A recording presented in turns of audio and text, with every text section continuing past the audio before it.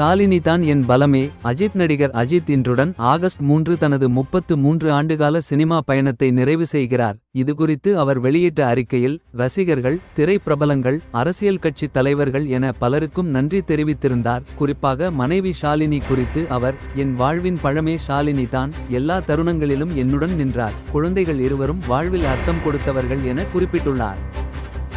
இதுவும் இனப்படுகொலைதான். சீமான். தேனி மாவட்டம் போடி அருகே இன்று ஆகஸ்ட் 3 நாம் தமிழர் கட்சி ஒருங்கிணைப்பாளர் சீமான் தலைமையில் வனப்பகுதிக்குள் நாட்டு இன மாடுகளை மேய்ச்சலுக்கு அழைத்து செல்லும் போராட்டம் நடைபெற்றது. செய்தியாளர்களிடம் பேசிய சீமான், இலங்கையில் எங்களை தமிழர்கள் குண்டு போட்டு கொன்றார்கள். அது இனப்படுகொலை. இங்கு குடிக்க வைத்துக் கொள்கிறார்கள். இதுவும் இனப்படுகொலைதான் என்றார்.